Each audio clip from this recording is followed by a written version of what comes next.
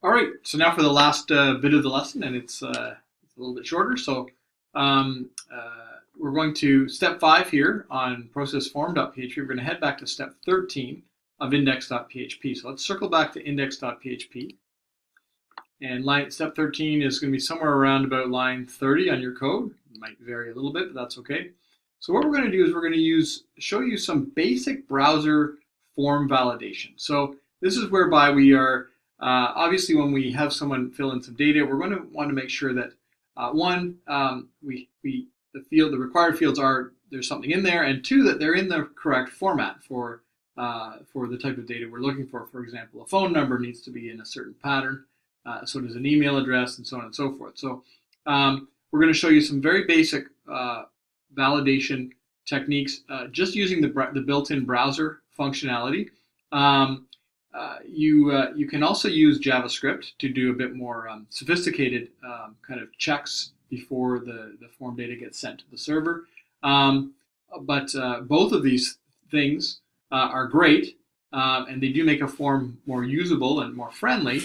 But they don't absolve you of the responsibility for then on the server, using a server-side technology like PHP, then checking that data for security reasons, also checking to make sure, again, required fields have been populated and the data is in the right format, so kind of sanitizing and cleaning that data. That's beyond the scope of this particular course, but just so long as you know that, part of the job when you're building out a form is to make sure that that validation is done client side in the browser and also server side.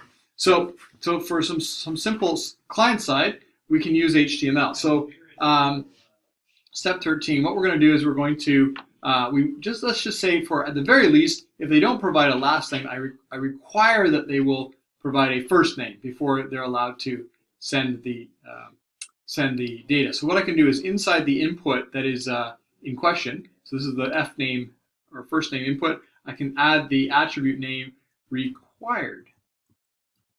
And it doesn't require or doesn't need an attribute value. You just need to put the attribute name required in here. So watch what this happens. So I save this. And let's head over to our to FTP and move this up to the server, replace the existing one, overwrite, that's great.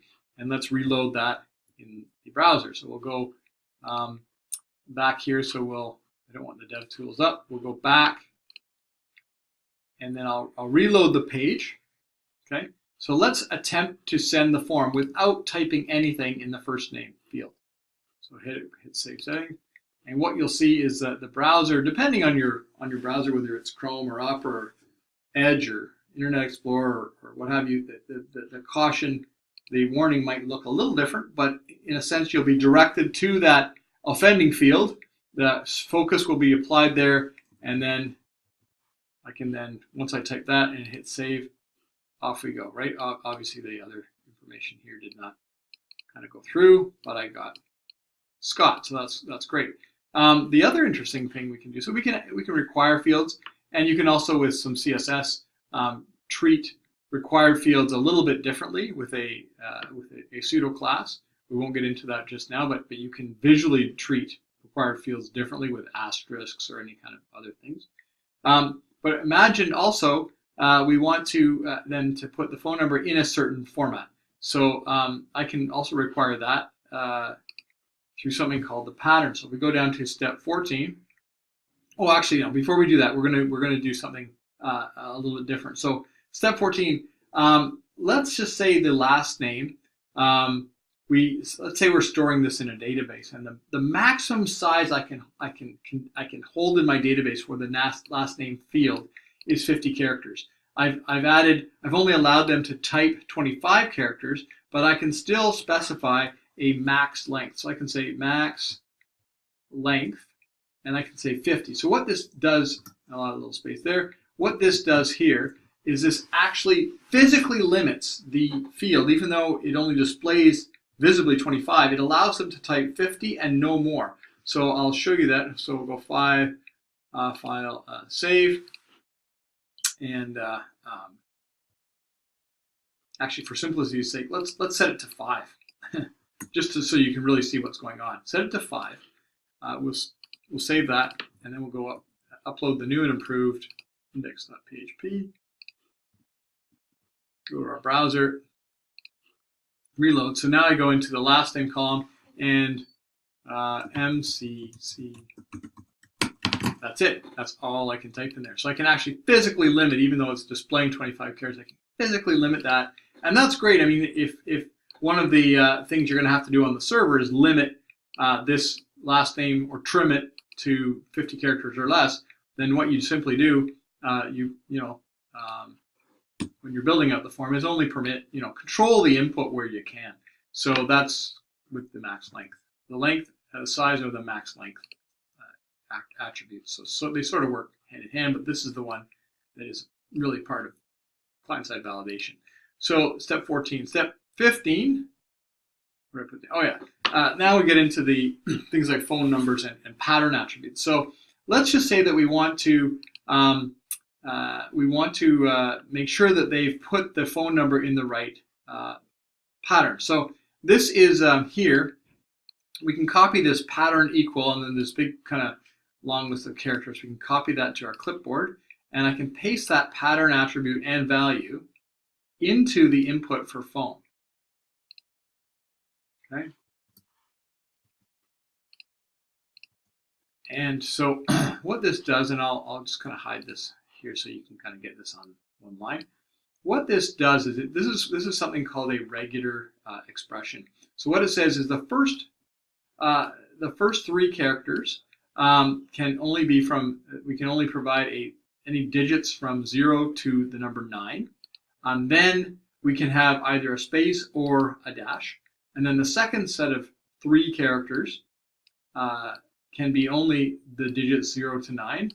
And then another space or dash. And then the third set of characters can be 4 digits ranging from 0 to 9 as well. So this pattern here, the browser actively checks against what they typed in to make sure that this was done correctly with dashes or with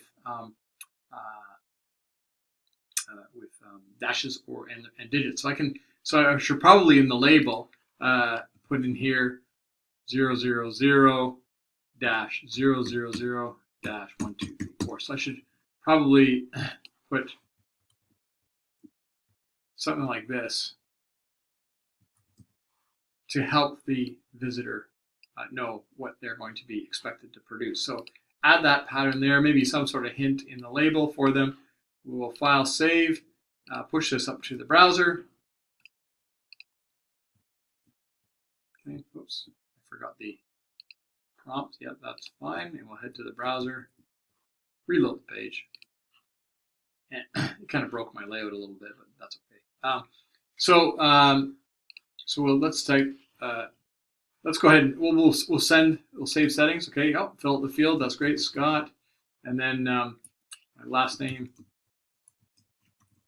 and then the format. So what I'll do is I'll just kind of put some stuff in there, and then it'll say, "Whoa, please match the requested format." And all that doesn't make any sense. So dash 1 2 3, and it will complain until you get it. And once you get the format, off you go, and we save settings, and we get what we want. So just a few interesting strategies to make it such that you are getting the data that you want in the format that you need it, and so on and so forth before it even makes a trip to the server. So there you go. I hope you've enjoyed this. I know it's been a kind of a long lesson. We had to cover a lot of ground, and we've done a lot of interesting things. We've covered the form, how it works, how to collect different types of input, what are the different input types, how to capture those once on the server, and how to do some interesting things like loop through things. And we've covered, of course, checking of that form data before it goes to the server with some simple validation. So yeah, a lot of ground. I hope you've enjoyed it and hope you had fun, and we'll see you in the next lesson.